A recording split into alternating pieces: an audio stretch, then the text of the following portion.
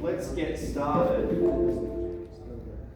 So, we won't need our laptops open, we can close them. Thank you. Excellent. So, I'll just bring up Friday's lesson. So, we're watching this film, The 13th Floor, and we're just going to have a really quick recap of some of the things that occurred in the film, just to have a bit of a recap of the plot, and then we're going to look at some philosophy as a consequence of it. So, gee, that's very dark, isn't it? And that's something Hannah mentioned to me before. So hopefully, in this film, we sort of picked up the plot. So it's about this guy here, he's sort of the main guy, right?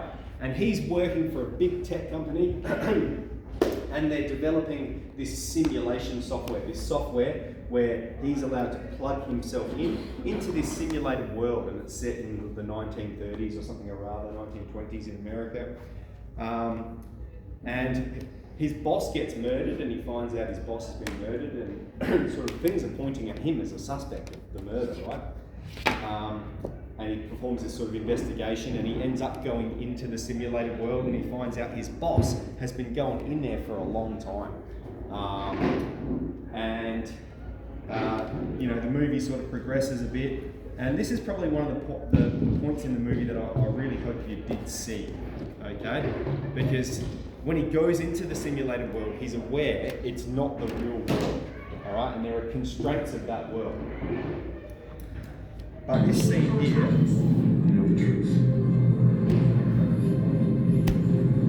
Where are you? You could call it the end of the world. didn't show up. There you go. Okay, so he's in what he thinks is base reality. And so this is a big twist on the film, right? You're showing this guy, he's setting up a simulation. Is this something we've seen? Oh, God. What did you get up to Saturday? Are you serious? That's only an hour 10 into it. That's 70 minutes. Yeah, because I tried using your drive and then I couldn't use the drive because it wasn't on. So I had to go onto YouTube. So there you go. Spoiler alert. I should have said. Oh, that's tragic. So that's the twist. All right. The twist is that his base reality is actually a simulated world as well, and so he's in a simulated world, and within that simulated world, they have simulated a further sub-level of reality, right? Okay, so that film there, it does go on, and there's some more, it ties up some of the questions you have about the plot still, but that's basically the big twist in it. So then today, what are they doing next door?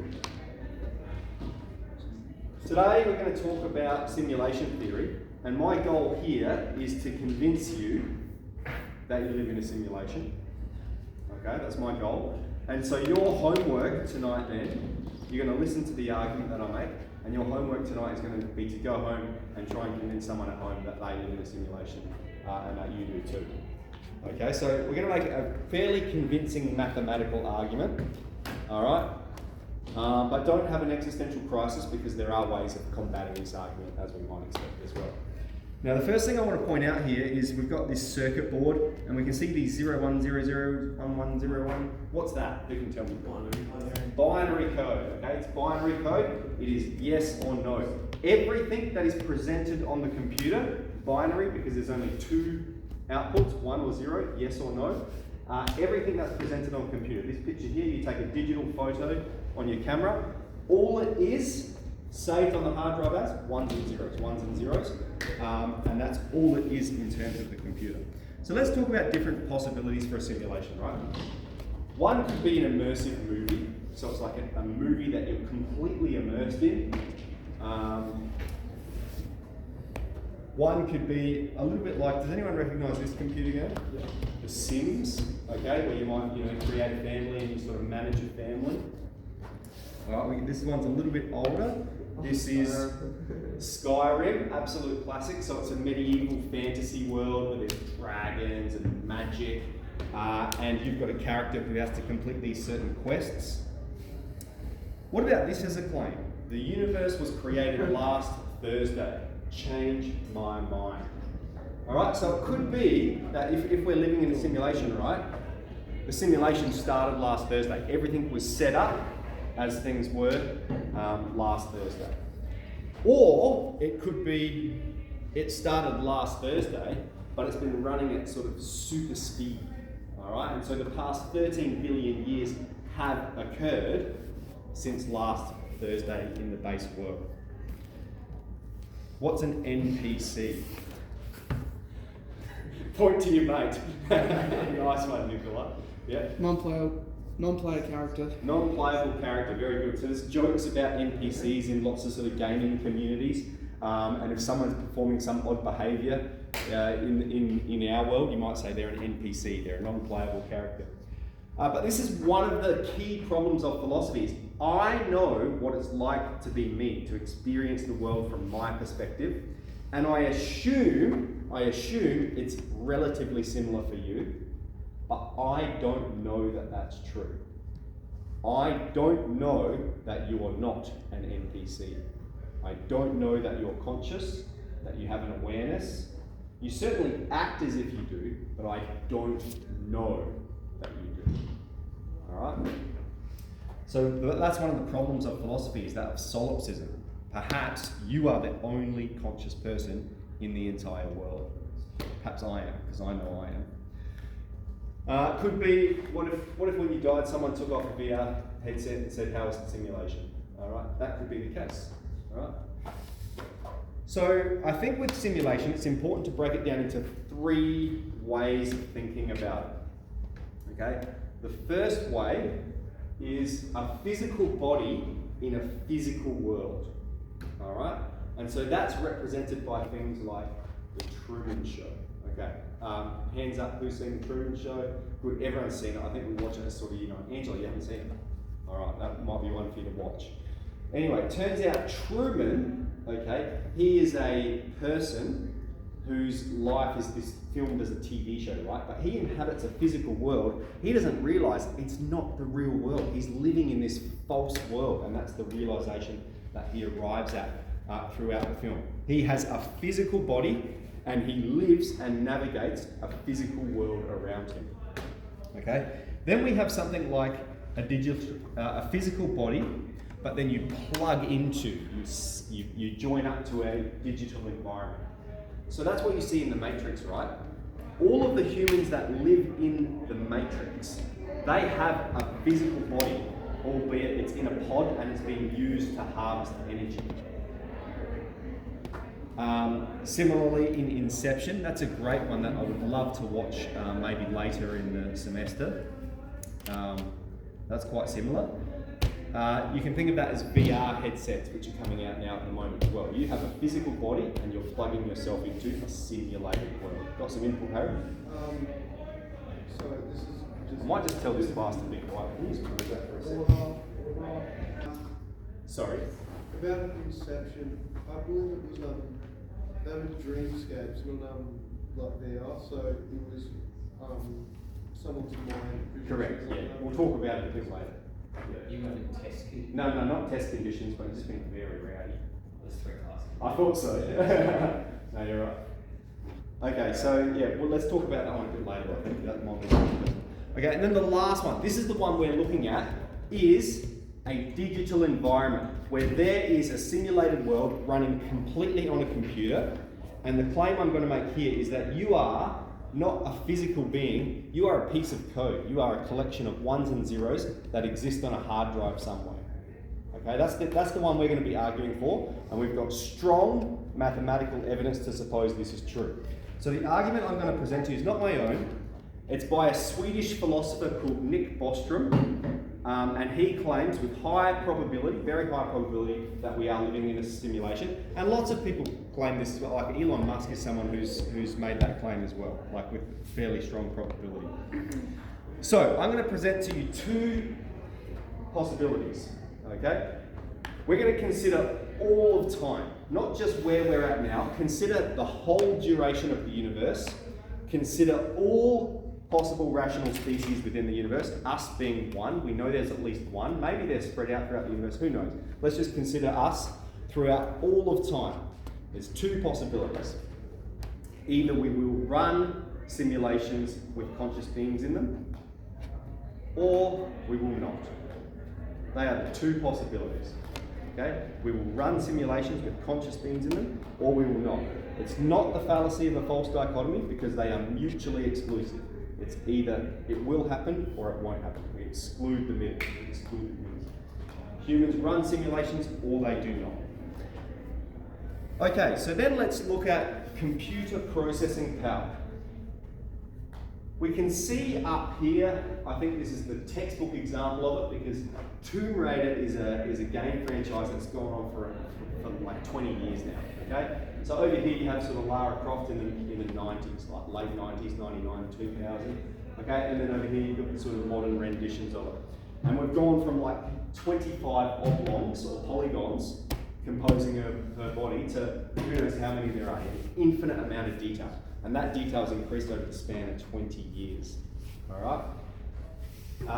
We've got these VR headsets now, right? This is a supercomputer from the 1950s. And it has the same processing power as what you've got in your pocket, your phone. They've reduced that complexity, that enormous machine that occupies the space of a room this size, to fit into your pocket. So computer processing power is increasing. Does anyone know what it's the law that it's called? What's the law for computer processing power? It's called Moore's law. M-O-O-R-E-S, Moore's law. And he's a computer scientist. And his claim is that computer processing power doubles every 18 months. Okay, so what's the newest iPhone out at the moment? 12? All right. 13? 14. Okay, there's an iPhone 14, all right? And let's say the iPhone 13 then came out 18 months ago, that's a year and a half ago. Its processing power is half what the iPhone 14 is, all right? The iPhone 14 has twice as much processing power, it's twice as efficient. And some people even claim that Moore's law you can backtrack it to like the 14th century, that computer processing power has been doubling every 18 months since the 14th century. Yeah, hang on, computers didn't exist back then. No, they didn't, but tools for computation did. In fact, I've got one in my office. I've got a slide rule in my office. I might bring it out and show you guys after recess. So computer processing power doubles all the time. And look where we are now. Like this is where we're at the moment, and you put these on and they're in their infancy. They're only just emerging. What's it going to be like in 10 years, 20 years, 30 years? It's just going to get better and better and better. It's going to get more immersive. It's going to get more real. All right, so what's it tending towards? It's saying, well, we are going to run these simulations. If we look at technology, the evidence is there. Okay, so here's the mathematical argument. We've got 10 boxes, 1 yellow, 9 blue. And there's a bunny rabbit, and he's playing a game of hide and seek with you. This is how good my animation skills are. He's going to hide under one of the boxes. See if you can see which one he goes under. He's hiding under one of the boxes. So, maths question. What is the probability of him being under the yellow box? 1 out of 10. Okay. Now, if we are running simulations, let's assume there is one base reality, right? There is one real world. And within that real world, they are running 9 simulations, all right? 9 simulations that appear completely lifelike. What's the probability of you being in the real world? 1 in 10, okay? But Bostrom says, if we're going to run simulations, we're not going to run 10 of them, we're going to run thousands of them. Every kid and his dog is going to be running simulations. You're going to come to school and the teacher's going to say, right, your homework is to observe what would happen to the world if Hitler had won World War II. All right, so you go in, you simulate the world as it was, change a few things. Okay, Hitler's won World War II. What are the events that transpired because of that? All right, that would be your homework task, and you're observing everything that takes place in that universe in a matter of seconds. You're seeing the events unfold. So Bostrom says, if there is one base reality and we're simulating worlds, we're going to be simulating thousands of them, millions. All right. What's the probability of you being in the real world? You just extend this. All right. If there's 1 million simulated worlds and one real world, and the probability of you being in the real world is 1 out of 1 million. If there's 1 billion simulated worlds and one real world, okay, the probability just goes down. The more simulated worlds there are, the more that probability reduces. So this is the claim, all right? If we're going to run simulations, then it's almost certain, mathematically speaking, that you're in a simulated world right now. Okay, so let's look at 2 questions and let's get some feedback from you guys. What evidence would suggest you are living in a simulation? Yeah. Mathematical laws such as pi, completely random off the top numbers that just happen the way they are. Sure, so they're sort of like the laws of the universe. Yep, universal constants. Okay, yep, that might be evidence of a simulation. Yep. What else? What do we see happen on computers? Like if something's on a computer, it's sort of like if you're playing a game and the internet might lag, your frame rates might glitch. Okay, what happens in the matrix that suggests there's some error in the code? Who can remember? Vinny? What's it called? Deja vu? Deja vu, yep. So when you have deja vu, you have this experience of seeing the same thing twice, like the black cat walked past and then it walked past again. And they're like, ooh, deja vu, ooh, there's some error in the matrix, there's some error in the coding. Yeah? Alright, so if we have some sort of experience of deja vu, if we see the world literally lag, alright, like one thing that's happened to me a couple of times is like the lights have just gone out and then come back on. I don't know if you guys have ever seen that. It's like, did I just black out for a second? Like, what just happened there? Yeah?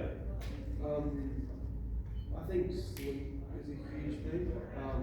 Just blacking out, not being able to remember a single thing in time passing. Yeah, they're doing updates to the system.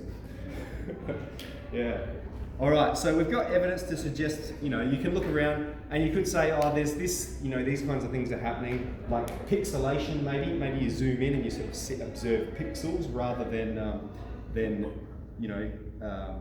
objects and such.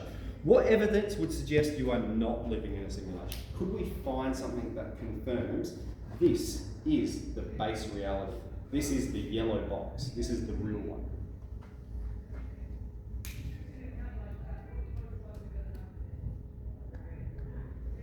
Could you argue that consciousness is impossible to replicate? Very good. That's the critique we're going to offer in a moment. Yep. That's a philosophical critique. Yep. So that's not evidence as such. It's not like something we can observe. It's something we can argue. Yep.